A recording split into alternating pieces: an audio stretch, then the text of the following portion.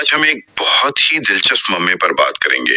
پاکستان ایک ایسا ملک جو خبروں میں دیکھیں تو ہمیشہ لگتا ہے کہ بس ٹوٹنے کی دہانے پر ہے۔ جی بالکل۔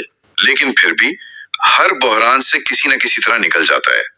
آخر اسے جوڑ کر کیا چیز رکھتی ہے؟ یہ ایک بہت گہرا سوال ہے۔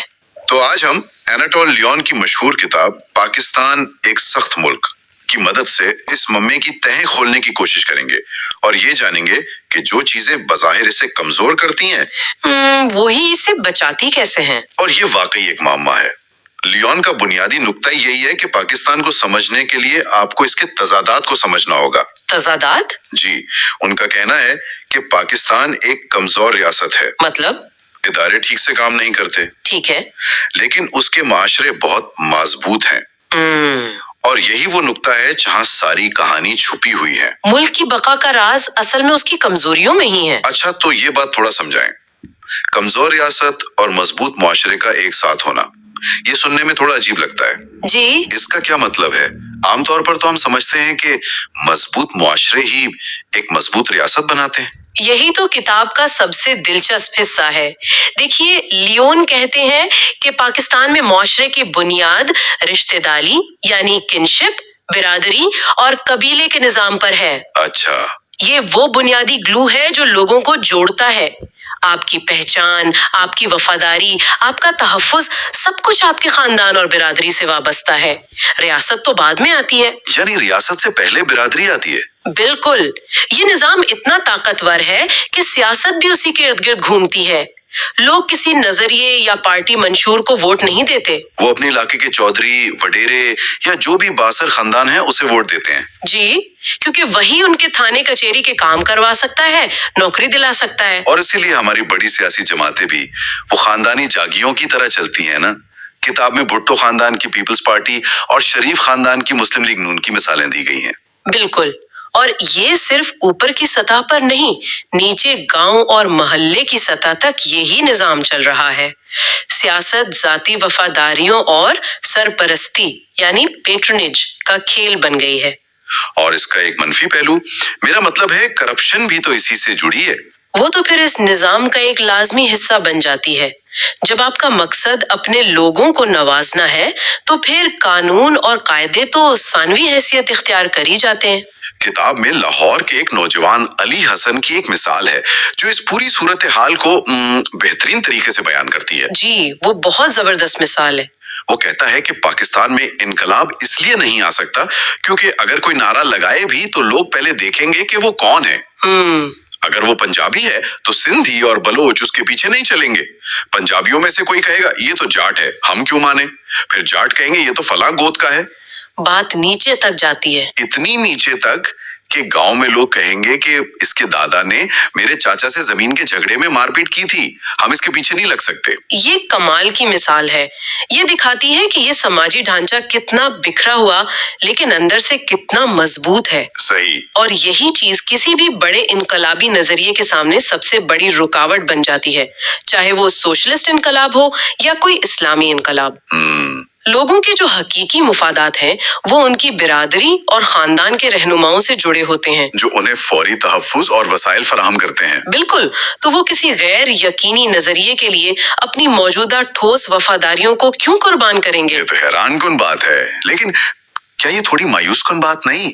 یعنی ہمارے معاشرے کی یہی مضبوطی ہمیں ایک قوم کے طور پر اکٹھا ہونے نہیں دیتی؟ لیون کے مطابق یہ مایوس کن بھی ہے اور حقیقت پسندانہ بھی۔ اچھا، یہی تقسیم ملک کو کسی ایک انتہا پسند نظریے کے تحت متحد ہونے سے بھی روکتی ہے، جو شاید زیادہ خطرناک ہو، لیکن اس کا ایک اور بڑا نتیجہ نکلتا ہے۔ وہ کیا؟ اپنی برادری کے ذریعے حل کر رہا ہو تو ریاست کی ضرورت کسے ہے؟ تو یہیں سے وہ کمزور ریاست والا نقطہ آتا ہے۔ اچھا، تو اگر ادارے کام نہیں کر رہے، معاشرہ اتنا بٹا ہوا ہے تو ملک ٹوٹ کیوں نہیں جاتا؟ آخر یہ نظام چل کیسے رہے؟ یہی سب سے بڑا سوال ہے، اور لیون اس کا جواب ایک بہت دلچسپ اصطلاح میں دیتے ہیں، مذاکراتی ریاست یعنی دی نیگوشیٹڈ اسٹیٹ۔ مذاکراتی ریاست مطلب ایسی ریاست جہاں قانون لکھا تو ہوتا ہے لیکن اس پر عمل درآمد ہر گلی، ہر محکمے میں مذاکرات سے ہوتا ہے۔ بالکل، آپ نے صحیح پکڑا۔ یعنی قانون ایک سٹارٹنگ پوائنٹ ہے، फाइनल वर्ड नहीं? जी, यहाँ कानून का इतलाक ऊपर से नीचे यानी टॉप डाउन नहीं होता। आप कौन हैं, आपके ताल्लुकात क्या है, आपकी जेब में क्या है, ये सब तय करता है कि कानून आप पर कैसे लागू होगा। तो पुलिस, अदालिया, ब्यूरोक्रेसी, ये इदारे अक्सर रियासत के बजाय ताकतवर अफराद या ग्रोहों के मफादात के लिए काम करते नजर आते हैं। इसकी कोई मिसाल किताब में दी गई है? कोई ठोस मिसाल? एक नहीं, बहुत सी हैं, लेकिन सबसे चौंका देने वाली मिसाल सिंध के एक पुलिस चीफ की है, जिसका किताब में हवाला दिया गया है। वो कहता है, मैं अपने अहलकारों को रेप और तशद्दुद जैसे संगीन जराइम से तो रोकने की कोशिश करता हूँ, लेकिन इससे ज्यादा की उम्मीद रखना हकीकत पसंदी नहीं। उन्हें अपना काम करने के लिए और अपना खर्चा चलाने के लिए अवाम से पैसे इकट्ठे करने पड़ते हैं। एक मिनट, ये क्या कह रही हैं आप? ये तो नाकाबिले यकीन बात है। जी, ये किताब में लिखा है। यानी रियासत का एक आला अहलकार खुलेआम कह रहा है कि निजाम चलाने के लिए करप्शन जरूरी है। जी, इसका मतलब तो ये हुआ कि जब हम ट्रैफिक सार्जेंट को रिश्वत देते हैं या अपना काम निकलवाने के लिए सिफारिश ढूंढते हैं, तो हम नादानिस्ता तौर पर इसी मुज़ाकिराती रियासत का हिस्सा बन रहे होते हैं। बिल्कुल, हम सब इस निजाम का हिस्सा हैं। ये कोई खराबी नहीं, बल्कि निजाम ही ऐसा है। और इसी से जुड़ा लियोन का एक और अहम नुक्ता है जो पूरी सोच को उल्टा कर देता है। अच्छा? वो कहते हैं कि पाकिस्तान में इंसानी हुकूक की ज्यादातर खिलाफ वर्जियां रियासत की ताकत की वजह से नहीं, बल्कि उसकी कमजोरी की वजह से होती हैं। क्या मतलब? ये कैसे हो सकता है? ताकतवर रियासत ही तो जुल्म करती है ना? देखें, जब पुलिस एहलकार खुद शहरियों से भुत्ता ले रहे हों, या जब ताकतवर जमींदार गरीब किसानों पर जुल्म कर रहा हो और रियासत कुछ न कर पाए, तो ये रियासत का जुल्म नहीं, ये रियासत की नाकामी है। रियासत इतनी कमजोर है कि वो अपने ही एहलकारों को कंट्रोल नहीं कर सकती और अपने शहरियों को तहफ्फुज फराहम नहीं कर सकती। अच्छा, यानी ताकतवर लोग कानून को अपने फायदे के लिए मोड़ लेते हैं, क्योंकि रियासत उन्हें रोकने की सकत नहीं रखती। दुरुस्त। तो अगर पुलिस, ब्यूरोक्रेसी और अदालतें सब मुज़ाकरात पर चल रही हैं, तो मुल्क में कोई तो ऐसा इदारा होगा जो उसूलों पर चलता हो, वरना तो मुकम्मल अनारकी फैल जाएगी। बिल्कुल। और लियोन के मुताबिक वो वाहिद इदारा फौज है।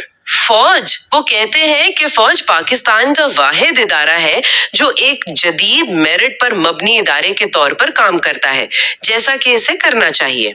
इसकी क्या वजह है? फौज उसी माशरे का हिस्सा है, तो वो इस मुज़ाकराती कल्चर से कैसे बच गई? इसकी वजह फौज की अपनी अंदरूनी साख्त और सकाफत है। फौज ने खुद को एक बहुत बड़े खानदान या एक वसी बरादरी के तौर पर तश्कील दिया है। एक खानदान? जी, जिसके अपने उसूल, रवायात और मफादात हैं। इसने खुद को बाहर की रिश्तेदारी और बरादरी की सियासत से बड़ी हद तक महफूज रखा है। फौज में भर्ती और तरक्की मेरिट और सीनियरिटी पर होती है, खानदानी ताल्लुकात पर नहीं। इसी नज़्म ज़ब्त की वजह से ये इदारा इतना मुनज़्ज़म और मुअस्सर है। और इसकी ताकत का एक बड़ा जरिया इसके माशी मफादात भी हैं, जिसे किताब में मिलिट्री इनकॉर्पोरेशन कहा गया है। जी हाँ, यानी फौजी फाउंडेशंस के तहत चलने वाले कारोबार, रिटायर्ड अफसरान के लिए जमीनें और बड़े इदारों में नौकरियां, ये सब फौज को एक खुद मुख्तार माशी कुव्वत भी बनाते हैं। जी हाँ, ये माशी मुफादात फौज को एक इदारे के तौर पर मजीद मजबूत करते हैं और उसके अराकीन में वफादारी को गहरा करते हैं। लेकिन फौज का असल बयानिया, उसकी पूरी शनाख्त भारत और कश्मीर के गिर्द घूमती है। अच्छा, भारत से खतरा वो बुनियादी वजह है जो फौज के वजूद और इसके बेपनाह इख्तियारात को जवाब फराहम करती है। अच्छा, लेकिन क्या लेविन का फौज को इतना मुनज़्ज़म और मुअस्सर कहना उसकी सियासी मुदाखलत को नजरअंदाज करने के मुतरादिफ नहीं? बहुत से लोग कहेंगे कि यही नज़्म-ओ-ज़ब्त जमहूरियत की कीमत पर आता है। ये एक बहुत अहम नुक्ता है और लेविन इसे नजरअंदाज नहीं करती। वो इसे भी पाकिस्तान की उसी दो चेहरों वाली हकीकत का हिस्सा करार देती हैं। वो कैसे? एक तरफ फौज का इदारा जाती इत्तेहाद और नज़्म ज़ब्त ही मुल्क को मुकम्मल अफरा तफरी से बचाए हुए है, लेकिन दूसरी तरफ यही गैर मामूली ताकत और मुनज़्ज़म ढांचा इसे बार बार सिविलियन हुकूमत पर हावी होने का मौका भी फराहम करता है। तो फौज मुल्क को बचाती भी है और जमहूरियत को कमजोर भी करती है। बिल्कुल, ये एक और तजाद है। फौज अक्सर अपने किरदार का जवाब पेश करने के लिए मजहबी इंतहा पसंदी के खतरे का जिक्र करती है, लेकिन लेवियान यहाँ भी एक बहुत हैरान कुन सवाल उठाते हैं। वो पूछते हैं कि पाकिस्तान में इस्लामी सियासी तहरीकें इतनी मजबूत क्यों नहीं है, जबकि बाकी मुस्लिम दुनिया में, खास तौर पर मशरिक़ वुस्ता में उनका असर बहुत ज्यादा है। और इसका जवाब एक बार फिर पाकिस्तान के उसी रवायती समाजी ढांचे में मिलता है जिसकी हमने शुरू में बात की थी, बरादरी और रिश्तेदारी वाले निजाम में। जी, पाकिस्तान में इस्लाम की जड़ें गहरी हैं, लेकिन इसका इजहार ज्यादातर सूफीज्म, पीरों और दरगाहों के जरिए होता है। ये पीर और गद्दी नशीन अक्सर बड़े जमींदार और ताकतवर सियासी शख्सियात भी होते हैं। इनके लाखों मुरीद होते हैं जो इनके हुक्म पर वोट डालते हैं।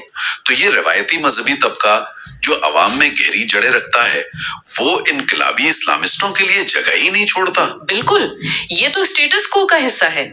ये किसी इनकलाब का हिस्सा क्यों बनेंगे? सही बात है। मौजूदा निजाम उनके मफादात का तहफ्फुज करता है। वो अपने मुरीदों के वोट किसी भी सियासी जमात को दिलाकर बदले में रियासती सरपरस्ती और फवाइद हासिल करते हैं। तो वो किसी ऐसे नजरिए की हमायत नहीं करेंगे जो उनकी अपनी ताकत को चैलेंज करे? बिल्कुल। इसके अलावा लेविन एक और अहम फर्क की निशानदही करते हैं। वो कहते हैं कि पाकिस्तानी अवाम अफगान तालिबान और पाकिस्तानी तालिबान में वाज़ेह फर्क करते हैं। अच्छा, वो किस तरह? अफगानी तालिबान को बहुत से लोग गैर मुल्की कब्जे के खिलाफ लड़ने वाले मुजाहमतकार के तौर पर देखते हैं, जबकि पाकिस्तानी तालिबान को रियासत के लिए बराह रास्त खतरा समझा जाता है, क्योंकि वो पाकिस्तान के अंदर आम शहरियों और फौज पर हमले करते हैं। जी बिल्कुल। ठीक है, तो अगर बरादरी का निजाम इनकलाब को रोकता है, फौज एक हिफाजती दीवार का काम करती है और यहाँ तक कि मजहबी खतरा भी महदूद है, तो फिर पाकिस्तान को असल खतरा किस चीज से है? लेविन की किताब का जो नतीजा है वो शायद इस पूरी बहस का सबसे चौंका देने वाला हिस्सा है। बिल्कुल। लियोन का इस्तिदलाल ये है कि पाकिस्तान शायद इंतहा पसंदी, बगावतों और सियासी अदम इस्तेहकाम जैसे बहरानों से बच जाएगा, क्योंकि उसका मुआशरा बहुत सख्त और लचकदार है। जी, असल और तवील मुद्दती खतरा जो मुल्क के वजूद को ही खत्म कर सकता है, वो कोई सियासी या नजरियाती खतरा नहीं, बल्कि माहौलियाती तब्दीली है, खास तौर पर पानी की शदीद किल्लत। एक मिनट, क्या कहा आपने? पानी? जी, पानी। किताब का मुसन्निफ ये कह रहा है कि हम तालिबान, फौज, करप्शन और जमहूरियत पर बहस कर रहे हैं, लेकिन असल खतरा तो बिल्कुल ही मुख्तलिफ है, और वह है पानी। जी, और ये सिर्फ दावा नहीं, वो उसे मंतिक से साबित करते हैं। कैसे? सोचिए, पाकिस्तान की 90% से ज्यादा ज़राअत और आबादी का बड़ा हिस्सा दरियाए सिंध और उसके मुआवन दरियाओं पर इन्हिसार करता है। सही। ये दरिया हिमालय के ग्लेशियर से निकलते हैं, जो माहौलियाती तब्दीली की वजह से तेजी से पिघल रहे हैं। और जब ये ग्लेशियर्स खत्म हो जाएंगे या उनका पैटर्न बदल जाएगा, तो दरियाओं में पानी का बहाव शदीद मुतासिर होगा। और मुल्क की आबादी मुसलसल बढ़ रही है, जिसका मतलब है पानी की जरूरत भी बढ़ रही है। बिल्कुल। जब पानी कम होगा तो सूबों के दरमियान पानी की तकसीम पर लड़ाइयां होंगी। ये सियासी लड़ाइयां नहीं होंगी, ये बका की जंग होगी।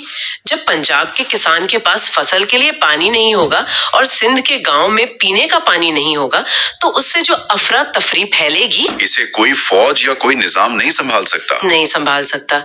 ये वो बहरान है जो सूबों को एक दूसरे के खिलाफ खड़ा कर सकता है और मुल्क के इत्तेहाद को जड़ से उखाड़ सकता है। तो लियोन के मुताबिक पाकिस्तान का असर टाइम बम, एटम बम नहीं, बल्कि वाटर बम है। आप इसे ऐसा कह सकती हैं। ये एक बहुत ही संजीदा और फिक्रंगेज बात है, खास तौर पर इसलिए कि हमारी कौमी बहस में इस पर बहुत कम तवज्जो दी जाती है। जी, और ये एक ऐसा खतरा है जो किसी नजरिए या सियासत से बालातर है। ये जिंदगी और मौत का सवाल है। तो हमने अपनी गुफ्तगू एक मुअम्मे से शुरू की थी कि पाकिस्तान को क्या चीज जोड़ कर रखती है, और ऐसा लगता है कि जवाब ये है कि वही चीजें जो इससे पीछे रखती हैं, उसका बरादरी का निजाम, उसकी मुज़ाकराती रियासत और उसकी ताकतवर फौज। बिल्कुल, ये सब मिलकर एक अजीबोगरीब तवाजुन कायम रखते हैं। और ये हमें उस किताब के सबसे बड़े और हतमी सवाल पर लाकर छोड़ता है, जिसका कोई आसान जवाब नहीं है।